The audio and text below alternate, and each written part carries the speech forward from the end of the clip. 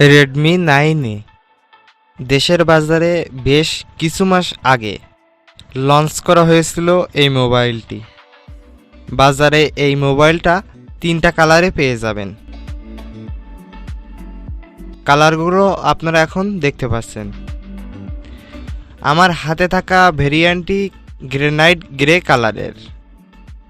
ফোনটির 232 জিবি ভেরিয়েন্টের দাম 10,999 টাকা। বাজারে ফোনটি আর কোনো ভেরিয়েন্টে পাওয়া যাবে না। ফোনটি প্লাস্টিক বিল্ড। ফোনটির ব্যাকপার্টে দেওয়া হয়েছে সিঙ্গেল ক্যামেরা সেন্সর এবং এলইডি ফ্ল্যাশ। ব্যাক প্যানেলের নিচের দিকে থাকছে মাইক্রো ইউএসবি পোর্ট এবং এর এক পাশে থাকছে মাইক্রোফোন এবং অন্য পাশে থাকছে সিঙ্গেল স্পিকার।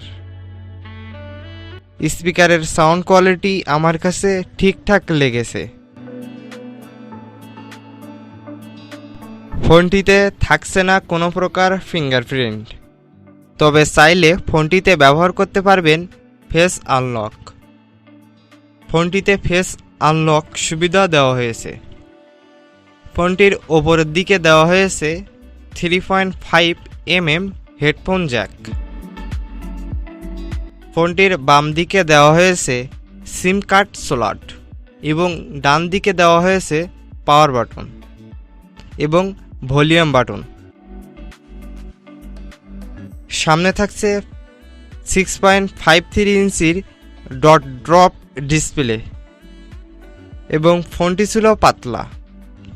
ফোনটির সম্পূর্ণ ওয়েট ছিল 190 গ্রামের ওপরে। ফোনটির 6.53 ইঞ্চির ডিসপ্লেটির রেজুলেশন ছিল 720x1600 পিক্সেলস। ফোনটির প্রসেসর হিসেবে থাকছে মিডিয়াটেক হিলিও G25। ফোনটিতে সেলফি তোলার জন্য থাকছে 5 মেগাপিক্সেলের সেলফি ক্যামেরা।